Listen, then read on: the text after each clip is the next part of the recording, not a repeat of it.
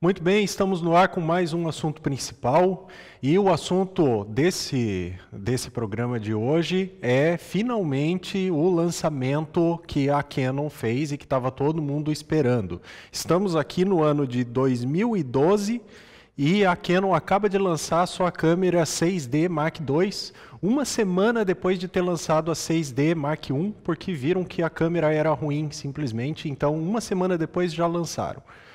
Bom, isso faria muito sentido se realmente nós estivéssemos em 2012, mas o caso é que a câmera da Canon está sendo lançada agora, foi lançada menos de um mês atrás, mas é uma câmera que parece que deveria ter sido lançada em 2012. Então, ou a Canon parou no tempo, ou a gente está viajando no tempo e voltamos ao passado. Não sei qual das duas opções é a pior delas.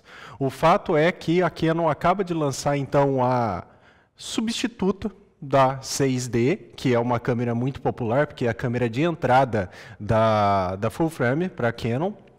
E lançou também um outro brinquedinho que até é muito mais interessante do que a 6D, uma SL2, que é para ser a câmera mais compacta dela em termos de câmeras reflex. Bom, a 6D, como eu já vinha falando para vocês em vários momentos e várias perguntas sempre vêm sobre ela, é uma câmera ruim. É uma câmera ruim até para a época dela, porque o sistema de foco dela era horrível. Ela tinha só 11 pontos de foco e só um deles era cruzado, né? Eu passei muito trabalho com vários alunos que já tiveram câmera 6D para fazer até exercícios mais simples de autofoco durante aulas de fotografia. Ela também tinha um dynamic range horrível. Você não podia fazer praticamente nada com ela depois em termos de edição, porque pipocava ruído para tudo quanto é lado. Mas era uma câmera barata, era uma câmera acessível, porque a 5D Mark III, que é a contemporânea dela, é uma câmera muito mais cara, né? A linha 5D é uma linha mais cara e não é tão melhor assim. Então, o problema, na verdade, está com os projetos da Canon e principalmente com as suas políticas de lançar várias categorias de câmera muito semelhantes e para não canibalizar uma categoria, não canibalizar a outra, ela acaba deixando de colocar coisas muito simples, muito básicas nos equipamentos que são os equipamentos mais baratos, justamente para a pessoa não comprar o mais barato e depois acabar não comprando o equipamento mais top. Coisa que a Nikon não faz. Não é à toa que a Nikon está aí mal das pernas, porque, na verdade, as câmeras dela mais básicas, às vezes, são tão boas ou até melhores do que as câmeras mais avançadas. Bom, estratégias diferentes. Eu acho que nenhuma das duas está certa. Poderiam ter menos categorias de câmera e as câmeras serem realmente boas para o que se propõe. Bom, chega de falação, vamos ver o que então a Canon fez. Está aqui, ó, Canon 6D Mark II. Está aqui a carinha dela, tá? O corpo dela é basicamente o mesmo corpo da 6D Mark I. Você não vai sentir diferença se você tinha a 1 e por acaso vai ir para 2. Aliás, não faz isso, tá? Se você tinha 1 e está querendo ir para 2, não faz isso, porque você vai gastar uma grana nessa troca e a 6D usada no mercado está altamente desvalorizada já por essa expectativa do lançamento da 2. E a 2 simplesmente não trouxe um pouquinho só de melhorias, umas coisinhas assim, que é justamente a base do que eu tenho para falar hoje para vocês. Certo? Então, o corpo praticamente igual, tá? O que muda? Sensor.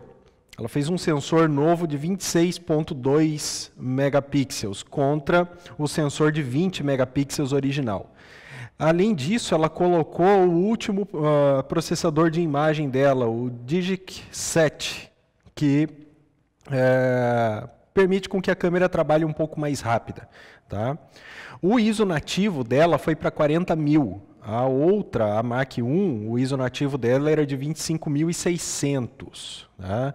E ela está fazendo 6.5 frames por segundo contra 4.5 da 6D original. Bom, vamos fazer alguns parênteses então aqui nessas primeiras especificações que eu passei para vocês. Essa história do ISO nativo ter subido menos de meio ponto de luz é só papo, tá? Porque de ISO 40.000 para ISO 25.600 não chega a dar um ponto de luz, então não faz o menor sentido isso, tá? Lembre-se que pontos de luz são múltiplos, então de ISO 100 para 200 é um ponto de luz, de 200 para 400 outro ponto e assim por diante. Então de 25.600 seria um ponto de luz inteiro se fosse para 52.000 para 52.000 o ISO. Ela foi para 400, para ISO 40.000, tá? Então, fora que assim, ó, isso não quer dizer. Eu já mostrei para vocês, eu acho que no primeiro programa Assunto Principal, eu mostrei que a Nikon tinha lançado a sua fabulosa a D5 dela, que tinha ISO 3 milhões, e aquilo lá não tinha imagem nenhuma, você mais via ruído do que coisa. Então, o fato de ter esse número marcado ali é igual o número que está lá no velocímetro do teu carro. Está escrito 200 km por hora, mas não é isso, tá? Teu carro na descida, na ladeira, se você desengatar, talvez chegue a uns 150, 160, certo? E não é porque chega a 150, 160, mesmo assim que você vai conseguir andar com ele, porque se tiver uma curva no meio do caminho, tu vai se matar, certo? Então, o fato é, número racional de ISO, tá? 6.400 é um número racional de ISO. É estupidamente alto já, vai servir para praticamente todas as coisas. Se a câmera tiver um ISO 6.400 bom, você está de boa. Se a câmera está marcando lá que tem ISO 5 milhões, 10 milhões, que é o nosso futuro, né? Cada vez eles vão aumentando esse número mais, não faz o menor sentido, tá? O que faz sentido é você ter um ISO razoável, mas com alta qualidade, certo? O que eu duvido muito que a Canon conseguiu melhorar enormemente isso, senão ela tinha jogado um número maluco lá para cima. 6.5 frames por segundo contra 4.5 frames por segundo. É uma evolução? Eu não sei se chega a ser uma evolução, sabe? Porque assim, ó, em volta de 5 frames por segundo já é bastante razoável para a maioria das coisas. Mais do que 5 frames por segundo, você já tem uma dificuldade depois até em lidar com tantos arquivos. Então, a não ser que seja uma câmera de esporte, né? Mas isso daqui não é uma câmera de esporte. Isso daqui é uma câmera entusiasta, é a câmera de entrada para o mundo full frame. Eu não sei se isso daí é uma grande vantagem, mas é reflexo direto do uso desse processador de imagem novo, então que permite com que a câmera trabalhe mais rápido. Agora, uma grande vantagem que eu percebi, e não está aqui nessas especificações desse site aqui, é o buffer. Então, o buffer original da 6D era muito ruim. Você tirava umas 3, 4 fotos em alta resolução, ou em RAW mais JPG, e a câmera já começava a se travar toda e caía lá a taxa de frames por segundo lá embaixo. Agora, essa daqui tem o buffer um pouquinho maior. Então, isso faz mais sentido você ter um buffer maior do que uma taxa que você não consegue manter, uma taxa de 6 frames por segundo que você não consegue manter. Então ela consegue manter um pouquinho mais do que a anterior, e aí sim está uma evolução. Bom, outra consideração aqui, ó, ela tem 45 pontos de foco. Todos eles são cruzados, enquanto a 6D, como eu já disse, tinha um sistema de autofoco lamentável, de 11 pontos de foco e apenas um deles cruzados. Tá? Para quem não sabe, eu já falei várias vezes em outros programas que os pontos de foco do sistema de detecção de fase, que é o sistema das DSLR, o que importa mesmo é o ponto de foco cruzado, certo? Porque os outros pontos de foco, eles só leem as texturas, as imagens, eles só conseguem ver a imagem e fazer o foco se você tem a orientação ou vertical ou horizontal, tá?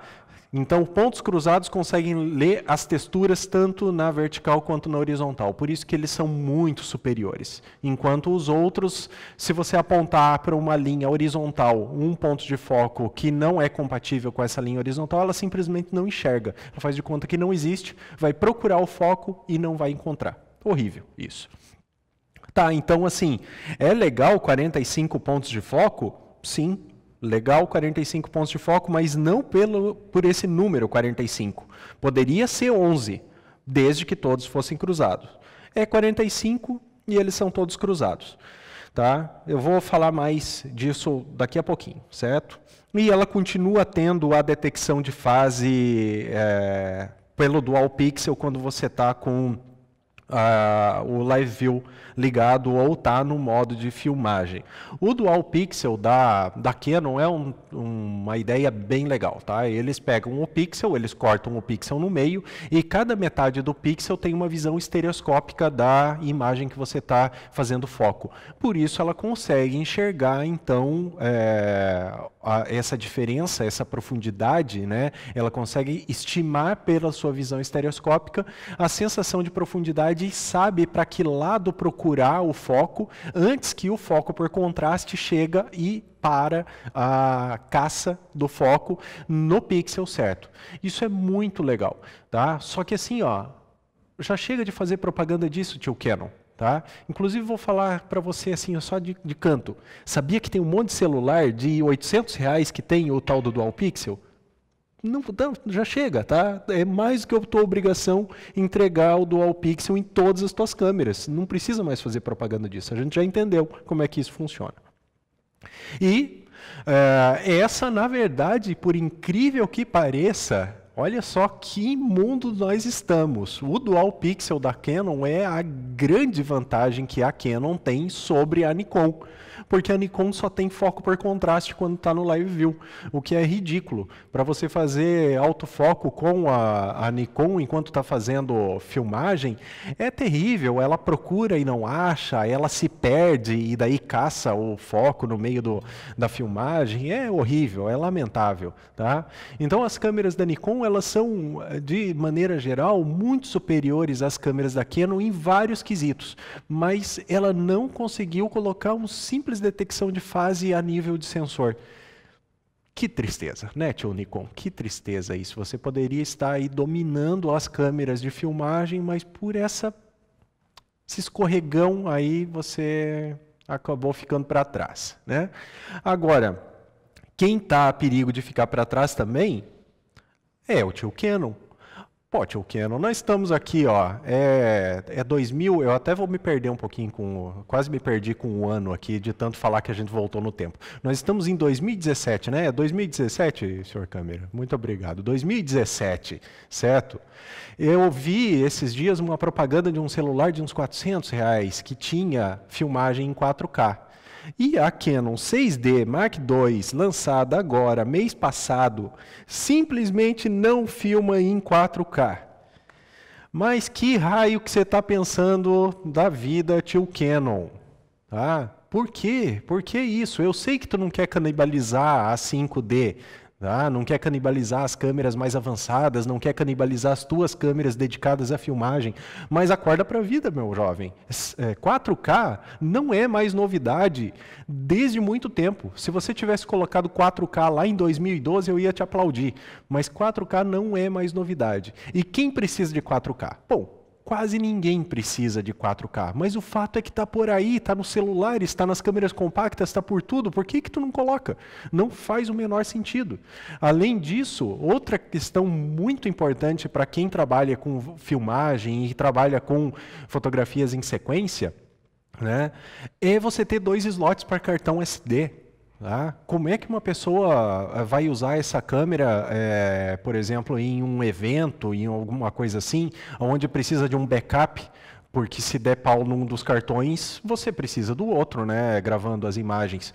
Ou para fazer uma filmagem contínua, longa, eventualmente você precisa de 2 cartões ali na tua câmera. E ela simplesmente não tem 2 slots para cartão SD, o que é algo também terrível. Isso daqui é uma full frame, tá bom, é uma full frame de entrada, mas então cobra R$1.000 por ela, e não R$2.000, não, $1.000. E não $2.000. Eles estão cobrando $2.000 por uma câmera que não filma em 4K e que não tem um mísero slot extra para você colocar o teu cartão SD. Todas essas coisas tem na concorrente da Nikon e a concorrente da Nikon é significativamente mais barata. Só que ela não tem um sistema, então, de detecção de fase a nível de sensor e por isso o foco dela no live view e na filmagem é ridículo. Triste para quem quer ter uma câmera full frame, principalmente para quem quer ter uma câmera full frame para filmar. Você sai da frigideira, você cai no fogo, não tem para onde correr, né? Na verdade tem sim. Então um monte de mirrorless aí que está disponível a preços bem razoáveis que filmam legal, né? Agora, em termos de DSLR, 0. Muito bem. Vamos continuar aqui as nossas especificações. Eles estão se gabando aqui que ela filma em HDR, tá? O que adianta filmar em HDR só em Full HD, tá? Ela tem Wi-Fi, tem Bluetooth e tem GPS. Grande coisa, qualquer celular tem isso, né? Tá, deixa eu ver. Tá, desse site aqui só tem mais uma coisinha que eu quero mostrar para vocês. Na propaganda, então isso daqui é a propaganda da Canon, ó, tá? Então, assim, ó, percebam como é lindo o mundo dessa propaganda, tá? Se o mundo fosse tão lindo assim quanto da propaganda da Canon, a gente estava feito, tá? Eu vou passar então essa propaganda para vocês, mas eu quero que vocês reparem principalmente na questão do foco, tá? Do foco por fase, que são os tais 45 pontos, né, cruzados, que ok, legal, finalmente você botou ponto cruzado em uma câmera full frame de entrada, excelente, mas percebam como ele sofre, ele carece do mesmo mal que praticamente todas as full frames sofrem, que é a concentração desses pontos de foco numa área muito pequena, exatamente no centro do teu visor. Então, ele é muito pouco útil para fazer rastreamento, por exemplo, tá? Você vai ver que tem um exemplo aqui de rastreamento, mas que o objeto fica sempre no centro, porque se o objeto sair do centro da imagem, e esse é um mundo perfeito, é um mundo coloridinho da Canon, da propaganda da Canon, então os assuntos não saem do centro nunca na fotografia, né? Então, vou passar aqui e vou comentando com vocês. Reparem que logo de início já vai ter essa questão aí. Deixa eu colocar em fotografia, né? Então vou passar aqui em tela grande para ver se os pontos de foco ficam um pouquinho mais visíveis, tá? Agora, o cara que está fotografando com ela, você vê que ele não está muito feliz assim, né? A cara dele não é aquela maravilha. Eu acho que é por isso, ó. Tá vendo como eles tentam dar uma tapeada nessa condição dos pontos de foco? Olha só como eles parecem, por essa imagem, que são espalhados numa área bem razoavelmente grande da cena. Aqui são os 45 pontos de foco, então, representados, mas se eu avançar um pouquinho e mostrar isso lá dentro... Pausa. Olha o tamanho da área que você tem para fazer rastreamento, tá? Olha só, nem o pneu do carrinho ali consegue entrar dentro dessa área, certo? Então, se o carrinho está um pouquinho maior, você já não tem nem ele, é um carrinho, um quadriciclo, e não está cobrindo, os pontos de foco não cobrem ele inteiro, tá? Vou continuar aqui, ó. Tá? Olha só, perceba que maravilha, ele está vindo numa velocidade baixíssima, para você conseguir manter essa área, então, ridícula de 45 pontos de foco, fazendo tracking focus em cima dele, né? Você já viu alguma coisa disso na tua prática fotográfica? Não, não é assim que o mundo funciona, certo? E aqui estão os 6.5 disparos por segundo. Ok, 6.5 fotos do cara praticamente parado no mesmo lugar, tá? Vamos continuando aqui, então. Certo? Aqui está um outro exemplo, ó. Então perceba que ele vai fazer o foco ali, ó. Vou avançando, ó. Pegou o foco. Esse aqui eu tenho que voltar. Olha lá, ó. Ele fez o foco, tá? Olha onde é que o ponto de foco tá e onde é que o olho do pássaro tá. Exatamente no centro do frame. E olha a fotografia que eles mostram de exemplo, que é o resultado final. Cadê aquele monte de espaço verde que tinha lá em cima? Teve que cortar? O que aconteceu nesse meio tempo? Gente, é simples. Os pontos de foco não coincidem com o olho do pássaro se você quiser fazer essa fotografia, que é o exemplo deles. Não coincide. Por isso eles tiveram que cortar um pedaço da imagem, fazer sei lá que gambiarra. O fato é que quando você vai fotografar, você tem que apontar o teu assunto principal para o centro, senão não adianta nada esse monte de pontos de foco, esses 45 pontos de foco. Porque o olho do pássaro, se você tira do centro, criando uma composição mais rica, uma imagem mais agradável, não vai coincidir com nenhum ponto de foco. Você ia fazer foco aqui na asa do pássaro e o olho ia ficar fora de foco. Deixa eu ver aqui, vamos continuar. Eles estão mostrando aqui, ó, que ela faz foco com luz fraca. Com luz fraca, cadê? Deixa eu voltar. Ó o maluco ali com uma lanterna iluminando o negócio. Tá, que luz fraca é essa? O cara tá de noite, mas tá com um baita de um holofote de luz enfiado na cara da pobre coruja.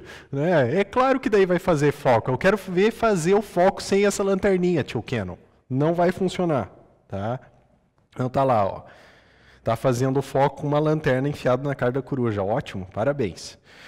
Tá. Daí vão me dizer assim, ó, tem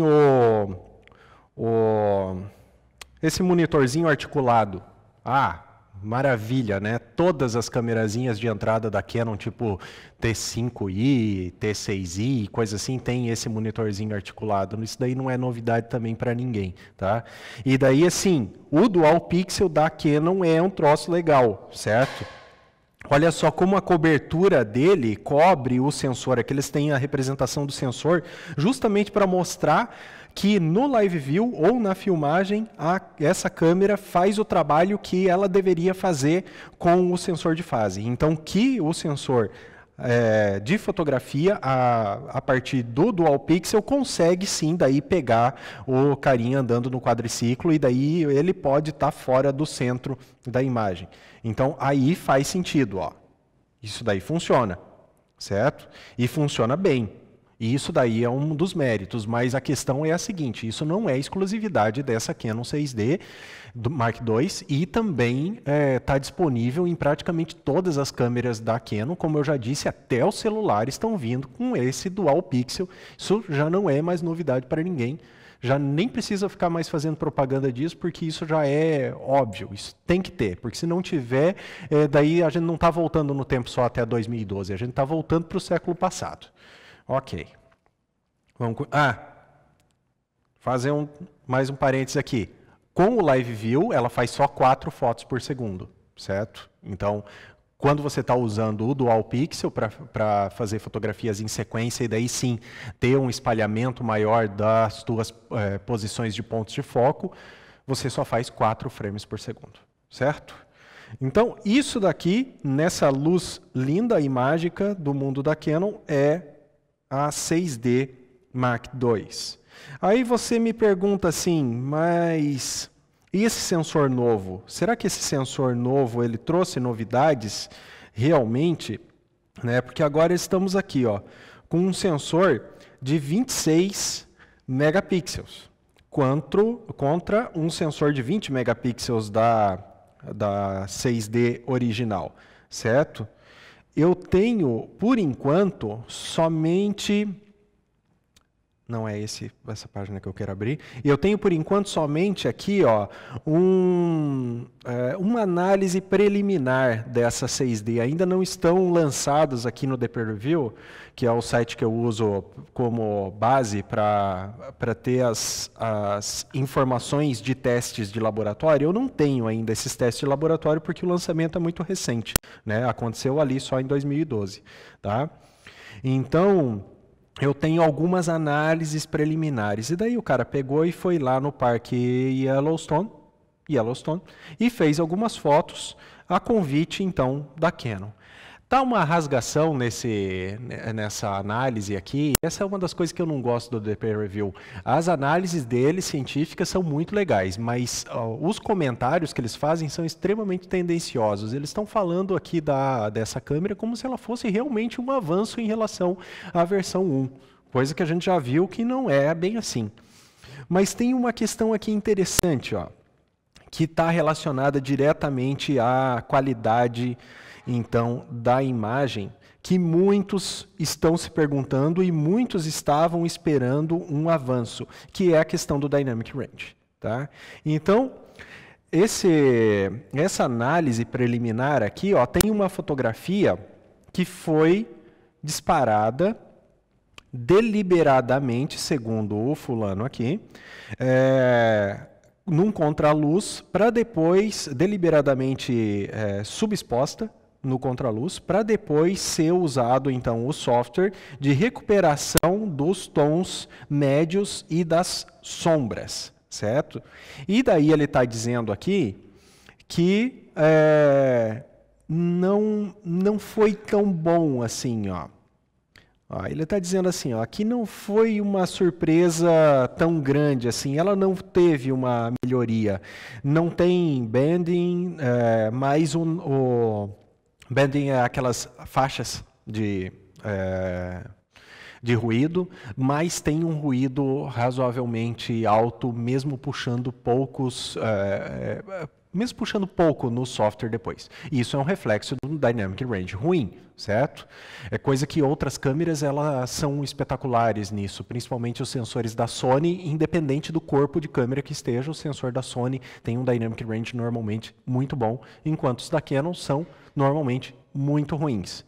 O quão ruim é isso? Bom, eu fui aqui, ó, aqui embaixo tem daí esses exemplos para você abrir assim, ó, e analisar essa imagem, então, aqui a partir da galeria. E daí, caçando aqui aquela imagem, eu encontrei ela. Ó.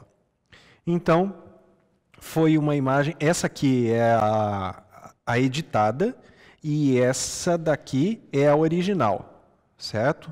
Feita com ISO 100, ó, aqui do lado, ó. ISO 100. Ferrou com a minha página aqui, pronto, já recuperei. Deixa eu ver. Fechar e abrir de novo. Eu fui dar zoom ali para vocês conseguirem ver que é ISO 100 e acabou travando todo o meu negócio aqui. Tá. ISO 100. Então, o ISO mais baixo que esse sensor tem. Ou seja, o ISO nativo, original, sem ter a amplificação do sinal. Certo? Dessa fotografia para essa, eu não sei se ele chegou a puxar um ponto de luz. Não sei se dá um ponto de luz. É muito pouco. Perceba que ela é razoavelmente parecida. O que ele mudou mais foi o balanço de branco, que ele deu uma amareladinha na imagem, enquanto essa daqui está bem ruim, bem azulada. Certo? Agora vamos olhar isso daqui em 100%, porque você pode fazer o download dessa imagem e abrir ela em 100%. Então, primeiro, a imagem original. E aí eu vou ampliar ela aqui. E a gente vai dar uma analisada, principalmente nessas áreas aqui de sombra. Tá? Então, olha só, a imagem está limpinha, ela é escura deliberadamente, como o cara disse, porque depois ele queria recuperar essas informações. Percebam, então, que a imagem é limpa, é ok, tá? Não é, assim, uma estupidez de nitidez, mas a imagem é ok, não tem, aparentemente, ruídos ou resíduos de uma manipulação. Agora vamos abrir a outra imagem editada em 100%. Eu vou para aquela área ali embaixo, onde a gente tem os tons médios e as sombras. Tá? Você consegue perceber o ruído cromático que tem, principalmente nessa área aqui do canto, onde tem um chão mais claro? Você consegue ver umas manchas vermelhas e azuis ali nessa área? Tá? Deixa eu ampliar um pouco mais a imagem. Consegue ver aí no teu monitor? Se o teu monitor não tiver muito descalibrado, muito fora da realidade, você vai conseguir ver umas manchas, certo? Essas manchas coloridas aí apareceram depois que o cara subiu, talvez meio ponto de luz, 1/3 de ponto de luz, e já surgiu essas manchas. Isso é horrível, minha gente. Significa o seguinte, tá? Significa o seguinte, você simplesmente não pode editar uma imagem feita por uma câmera com esse sensor. Por quê? Qualquer edição que você fizer vai aumentar muito o ruído cromático. Estamos partindo aqui de um ISO 100 e não estamos aumentando nem um ponto de luz e já começou a aparecer ruído cromático. Isso é ridículo. Eu já mostrei em outros programas para vocês que câmeras com o sensor da Sony, tipo uma Leica, uma Fuji, a própria Sony, a Nikon, às vezes você consegue puxar ali 4, 5 pontos de luz e mesmo assim não dá ruído cromático. Tá? Então, essa condição aqui coloca essa câmera talvez num patamar até pior do que a 6D original. Então, você que tem o seu processo fotográfico dependente de uma edição posterior, o que é muito comum acontecer, prepare-se para muito ruído na tua imagem e ao tirar esse ruído, provavelmente você vai comer um pouquinho mais da nitidez dessa imagem. Então, ter aumentado de 20 para 26 megapixels, sem ter melhorado o Dynamic Range, na verdade não é nenhuma vantagem para esse sensor. Na verdade, talvez estejamos falando até de uma regressão em termos de qualidade, porque toda essa melhoria em resolução com mais megapixels, você vai acabar perdendo aplicando filtros de redução de ruído. Poxa, Rômulo, você está realmente hoje pegando pesado, né? Mas não, gente, olha, isso aqui é muito pouco, tá? Não foi um ponto de luz. Eu vou botar as duas imagens de novo lado a lado para vocês repararem como não foi clareado demais a imagem. Ela está praticamente igual, olha só, um pouquinho ali, ó, exatamente naquela área que eu mostrei para vocês que tem o ruído mais forte, só um pouquinho. E só para matar a curiosidade de vocês, ó, vou abrir a imagem e ampliar ela também naquela área. Ó. Percebo que não tem ruído se você não puxa a recuperação dos tons, certo? Agora, na outra, puxou, tá lá, ó, ruído vermelho e ruído azul, esverdeado, uma meleca, né? Tá, então assim, ó, não fique esperando para trocar essa câmera, a tua câmera 6D Mark I pela 6D Mark II. Continua com ela, vamos ver se algum outro fabricante acorda para a vida e faz uma full frame decente de entrada. A Nikon, de repente, sei lá, com um milagre, cai uma luz sobre ela e ela bota um sistema de detecção de fase a nível de sensor e daí você vai ter uma full frame de entrada razoável. Por exemplo, a substituta da 610, ou a 750 acabou de ser lançada, uma ótima câmera, mas também carece disso para quem precisa de câmera para filmagem. O fato é que estamos vivendo num mundo com poucas opções de câmera full frame de entrada, principalmente para quem filma. Eu diria que a melhor câmera full frame que existe hoje é aquela Pentax K1 que eu mostrei para vocês há um tempo atrás, tem estabilização de imagem a nível de sensor de 5 eixos, é maravilhosa, um Dynamic Range muito bacana, só que não é uma câmera para filmagem também. Então, full frame para filmagem, eu acho que só as Sonys mirrorless estão fazendo um trabalho razoável, ok? Como eu disse para vocês, tinha uma outra câmerazinha que a Canon lançou, e essa daqui eu não tenho análise nenhuma ainda por enquanto, eu só posso falar das especificações técnicas dela, tá? É para ser a sua compacta, a sua DSLR mais compacta, tá? Então, deixa eu colocar aqui no site, aqui que aparece ela com um tamanho um pouquinho melhor, tá? Vamos dando uma olhada nas especificações dela, certo? Ela é para ser a câmera mais barata, então, da Canon, a DSLR mais barata. Sensor de 24.2 megapixels. Aonde que você já viu esse número mágico, 24.2 megapixels? Em todas as outras câmeras da Canon. Tá? Então, todas as câmeras cropadas da Canon atualmente estão usando esse sensor de 24.2. Então, se você está aí pensando em comprar só pela qualidade de imagem, talvez uma câmera como uma 77D, uma 80D, sei lá, alguma coisa assim, compra essa aqui de $500 e ela tem o mesmo sensor. Mais do que isso, ela está usando o mesmo processador de imagem da 6D Mark II. Tá? É o mesmo processador de imagem que está presente então na 6D e nessa câmera SL2. Por isso ela consegue fazer 5 frames por segundo. Tá? Pô, isso é muito legal. O design dela melhorou consideravelmente. Ela não está parecendo assim um brinquedinho tão brinquedinho quanto as outras câmeras da Canon de entrada. Eu achei bem razoável isso. O sistema de foco dela é um sistema com 11 pontos de foco, tá? 9 pontos de foco, certo? Todos eles são cruzados, legal, tá?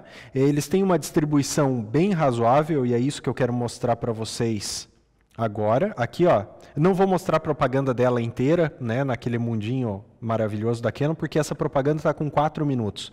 Mas olha a distribuição dos pontos de foco no visor dessa Canon, de $500. Ela faz um trabalho muito melhor do que a 6D, que tem 45 pontos de foco, mas essa aqui está melhor distribuído.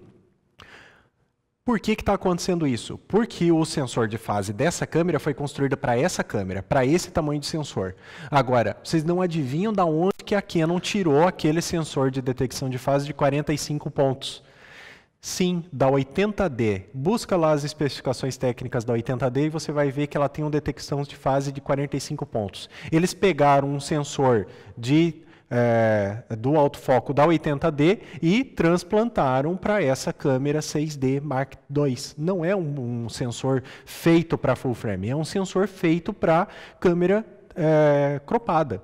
É por isso que ele não cobre toda a imagem. Então, para economizar ali alguns dólares no desenvolvimento de um sensor de detecção de fase exclusivo para full frame, a Canon pegou e colocou a sua da câmera mais avançadinha que ela tem, que é a 80D, cropada, pegou lá e colocou na outra. Ridículo isso. Até para a câmera mais básica ela está criando sensor novo. Tá? E basicamente é isso que eu quero mostrar para vocês. Então, assim, ó, é a câmera mais compacta, ela está com o mesmo monitor articulado, com a mesma resolução, a mesma taxa de resposta, é o mesmo monitor da 6D Mark II. Tá? Aí eu fico perguntando de novo, ó, muitas questões para o tio Canon responder. Por que a 6D Mark II tem que custar $2.000, sendo que você praticamente com o mesmo processador, com o último sensor, o mais novo sensor que você tem de câmera cropada, o mesmo monitor, você consegue colocar isso em uma câmera de $500. Por que a outra tem que custar $2.000? Eu não estou dizendo que a 6D Mark II é um lixo de câmera, mas eu estou dizendo que $2.000 por essa câmera é ridículo. Ela deveria custar $1.000. Aí sim, a gente estava falando de uma câmera razoável. E uma de $2.000 que filmasse em 4K, que tivesse os pontos de foco melhor distribuídos, aí sim eu estaria elogiando você, tio Canon. Mas nessa política que você está colocando, você está matando os fotógrafos de desespero, porque para onde que a gente corre? A gente não tem para onde correr, né? A câmera full frame mais básica, $2.000 e não faz nada de mais do que uma câmerazinha dessa daqui faz. Essa aqui também filma em Full HD. E aí? Também tem o Dual Pixel. Também tem o LCD, é o mesmo LCD de 3 polegadas, exatamente o mesmo que você coloca na outra. Tá? Apesar de ter 9 pontos de foco, a taxa de resposta dela é de 0,03 segundos, que é muito bom, e tem a detecção de fase também, o Dual Pixel, a nível de sensor.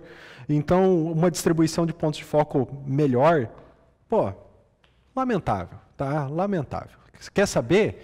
Minha dica para você é: vende a tua 6D e compra essa câmerazinha aqui de $500, embolsa essa grana, gasta em lente, sei lá, qualquer coisa assim, porque realmente não faz sentido você comprar uma 6D Mark II. Chegamos ao fim de mais um assunto principal. Se você gostou desse vídeo, deixa um like lá no YouTube. Também aproveita e deixa comentários. E não se esquece de se inscrever no canal da Fotos TV. Assim você não perde nenhum programa assunto principal, nem os demais programas das atrações do canal. Ok? Até o próximo. Tchau.